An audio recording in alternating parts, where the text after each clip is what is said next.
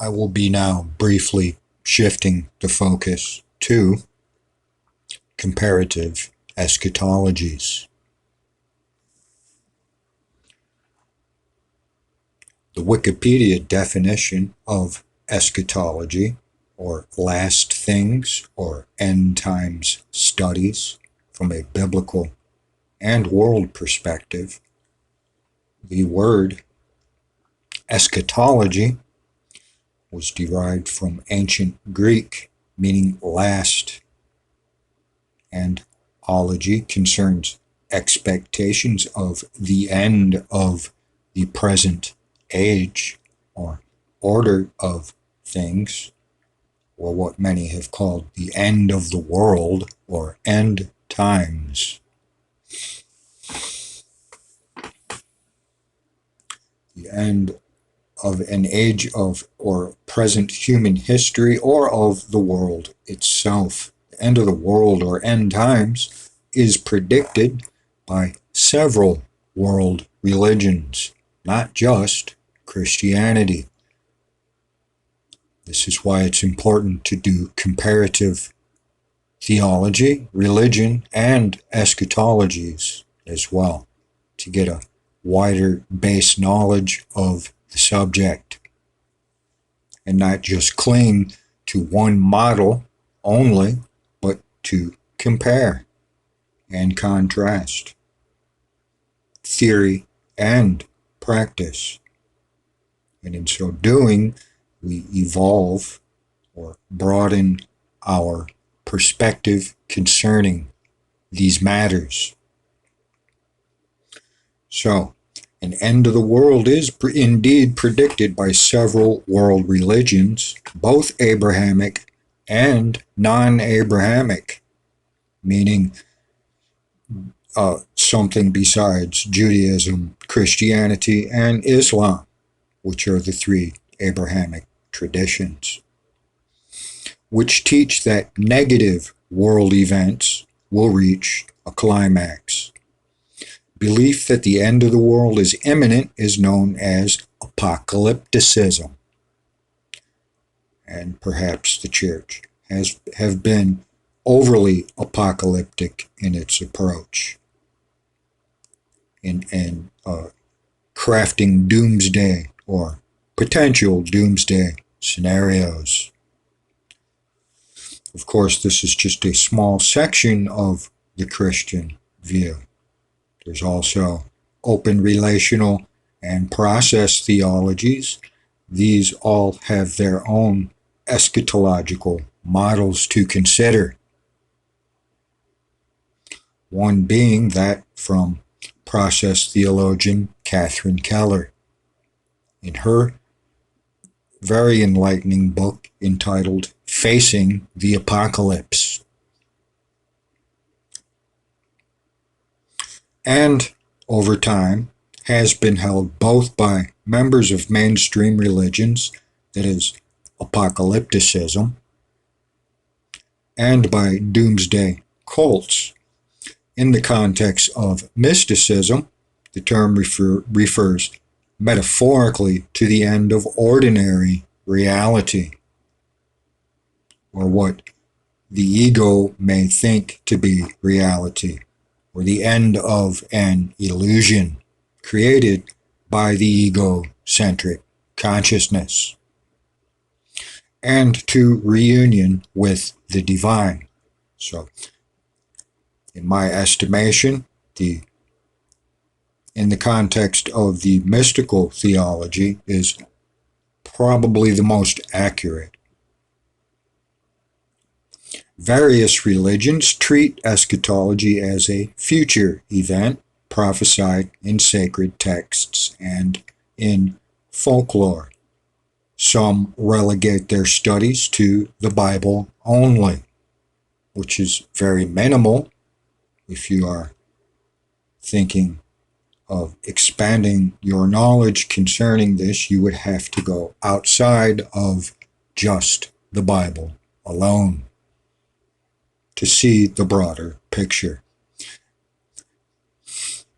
The Abrahamic religions maintain a linear cosmology, meaning an arrow of time or chronological view, with end-time scenarios containing themes of transformation and redemption. In later Judaism, the term end of days makes reference to the Messianic age, that is, the age that would or could proceed our current quote-unquote evil age,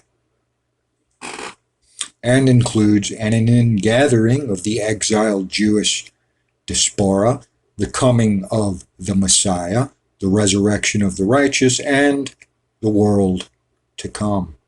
Of course, other religions explain this, but in different language and perhaps in different manners and approaches. Some forms of Christianity depict the end time as a period of tribulation that precedes the second coming of Christ. And if this is your only view, it is somewhat limited, and indeed limiting, and may not be actual, considering the track record of Christian history and eschatology and failed prophecies.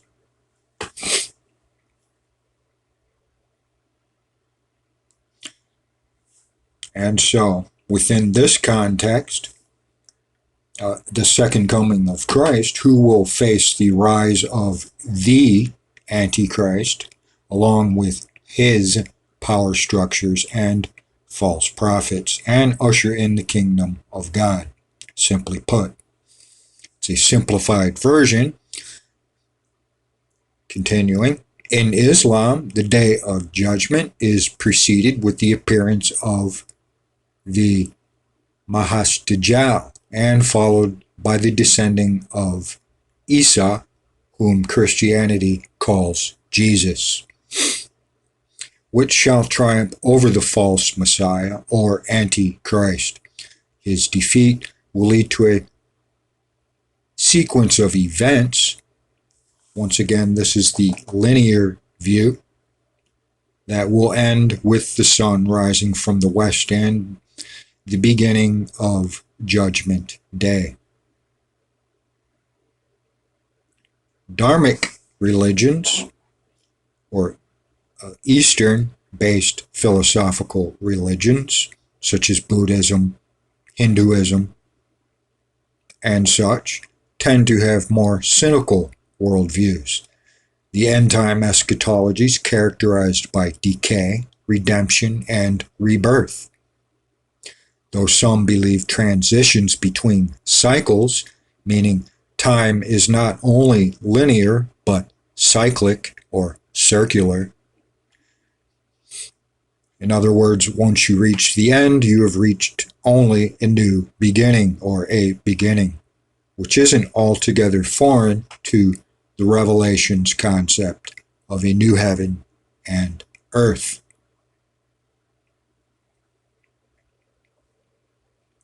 So, between cycles, they are relatively uneventful. In Hinduism, the end time occurs as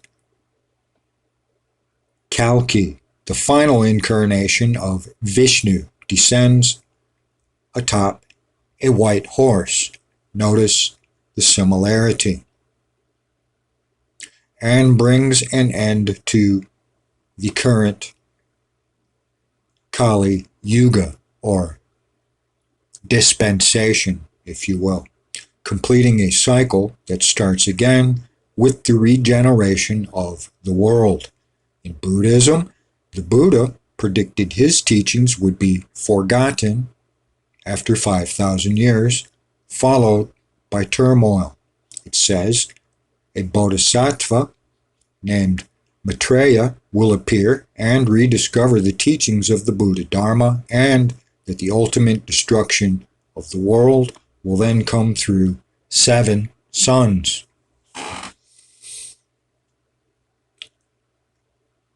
I would presume that this is highly figurative, since the development of the concept of deep time in the 18th century and the calculation of the estimated age of planet Earth, scientific discourse about end times has considered the ultimate fate of the universe as well. Theories have included the Big Rip, the Big Crunch, the Big Bounce, the Big Freeze, or Heat Death, and of course the Big Bang. Social and scientific commentators also worry about global catastrophic risks and scenarios that could result in human extinction. One such is the current climate change movement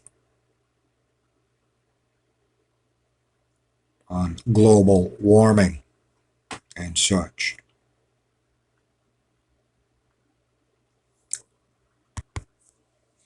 Now, shifting briefly our focus of comparative eschatology, those of us familiar with the world of churchianity are usually introduced to one or maybe two or three models of eschatology and the so-called end of days scenarios.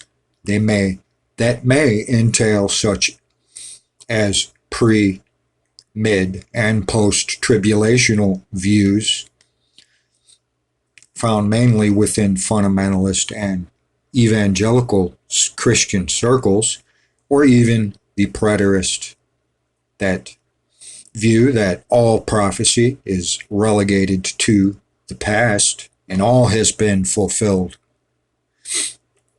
and strictly literalist futurist views which says that much prophecy is yet to occur. It is my estimation that both views, although partial, are accurate. It is my view that Revelation is a culmination of cyclic and linear time, and that it is a summarization of past, present, and future simultaneously, being that history in many ways does indeed repeat itself. With concepts such as the rebuilding of a third temple or the rise of an evil Antichrist dictator somewhere in the Middle East or Europe, or a rapture must precede a second coming, etc. All, of course, chronologically based perceptions of well-meaning prophecy teachers throughout church history. But what if these are all only partial conclusions concerning a perceived end of the world? What if at best these are sensational speculations?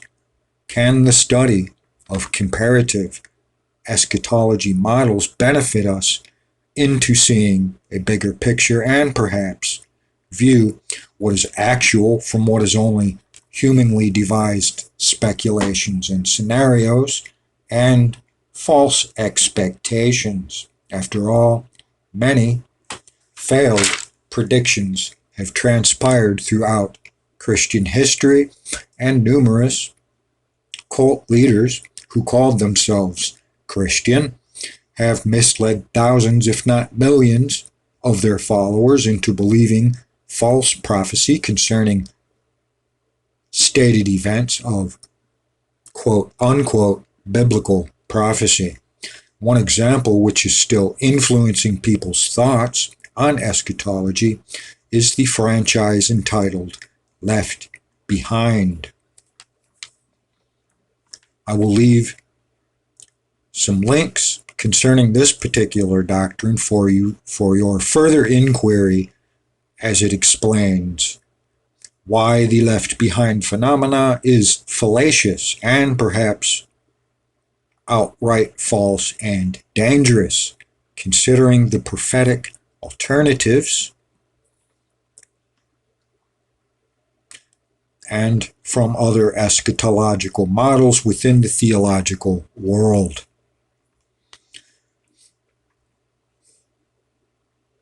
It's for reasons such as these, and among others, why comparative theology is very important if we are to expand our knowledge base beyond the influence of what Revelation called the beast and the false prophet, figuratively and actually quite literally.